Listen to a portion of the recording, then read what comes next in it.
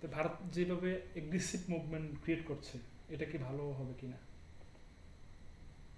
না, নিশ্চয়ই না। আমাদের আমাদের সেনাবাহিনী এবং আমাদের সাধারণ মানুষ এটা প্রতিরোধ করার মতো ক্ষমতা আছে। তারা হয়তো, পৃথিবীটা অনেকটা পাল্টে গেছে, আমেরিকার অবস্থান বদলে গেছে পুরো পৃথিবীতে, কিন্তু আমার মনে হয় সেটা ঠেকাতে পারবে। আমাদের সেনাবাহিনীর উপরে কিছুটা ভরসা আছে আমার। আচ্ছা, অন্যদিকে অনেকের একটা প্রশ্ন যে ভারতের চোখে চোখ রেখে বাংলাদেশ কথা বলার মতো পরিস্থিতি এখন তৈরি হয়েছে কিনা, বা আদৌ কথা বলার তৈরি হবে কিনা, যে চোখে চোখ রেখে কথা বলা, প্রতিবাদ এটা করা। আপনার নেতৃত্বের উপরে নির্ভর করে। আপনার নেতৃত্ব যদি মাথা হেট করে তাদের কাছে যায়, তাহলে সেটা হবে। আর যদি একটু সাহস নিয়ে কাজ করে, আমার মনে হয় ভারতীয় সেটা সম্মান করবে।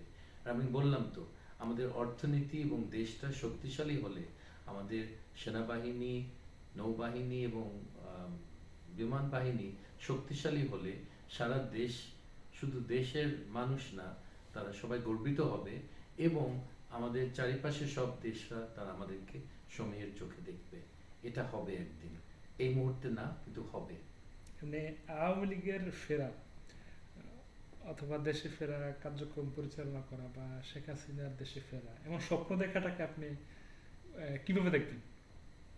স্বপ্ন দেখাটা অন্যায় না। যে কোনো মানুষ স্বপ্ন দেখতে পারে। মুসলিম লীগও স্বপ্ন দেখতে পারে যে তারা একদিন তারা দেশের খুব শক্তিশালী দল হবে।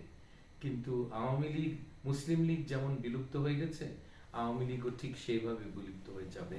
এবং আমি আপনাদেরকে অনেকবার বলেছি, 15-20 বছর পরে আপনারা আপনাদেরকে জিজ্ঞেস করে আপনারা বলতে পারবেন না আওয়ামী লীগের প্রধানকে, আওয়ামী লীগের সাধারণ সম্পাদককে আপনি বলতে পারবেন না। মুসলিম লীগেরটা যেমন আপনি বলতে পারবেন না এখন, আওয়ামী লীগেরটাও বলতে পারবেন না। এই দলটা চিরকালের জন্য বিলুপ্ত হব।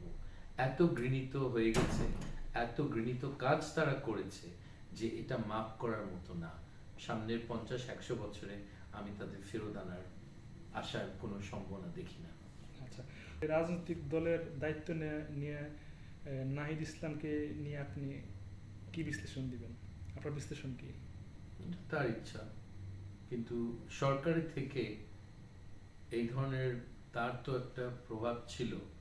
এবং এই সরকার যে নিরপেক্ষ না, এটা প্রমাণিত হয়ে গেল। সরকারের লোকরা একটা দল তৈরি করছে। সো এটা আমি মনে করি যে অন্য দলের জন্য খুব আপত্তিকর। এবং তারা একটা সুষ্ঠু নির্বাচন এদের দ্বারা আশা করবে, এটা তো বোকামি। আচ্ছা, নতুন রাজনৈতিক দল নিয়ে আপনার ভবিষ্যৎবাণী কি? আমি মনে করি না যে এটা খুব বেশি কোনো মাইলেজ আছে। তারা কিছুদিন ঢাকা শহরে কিছু হইচই করতে পারবে, কিন্তু দেশের সাধারণ মানুষ যে জিনিসগুলি চায় তারা না দিতে পারলে কোনো পাত্তা পাবে না। এবং তারা খুব বেশি কিছু দেখাতে পারেনি দেশের জন্যে। এবং এইভাবে তাদেরকে যাচাই করা হবে তারা কি করতে পেরেছে দেশের মানুষের জন্যে। এবং তাদের সততা নিয়ে প্রশ্ন উঠেছে, তাদের দক্ষতা নিয়ে প্রশ্ন উঠেছে, তাদের অভিজ্ঞতা নিয়ে তো প্রশ্ন আছেই। সব কিছু মিলে আমি মনে করি না এটা বিরাট কোনো ভবিষ্যৎ আছে।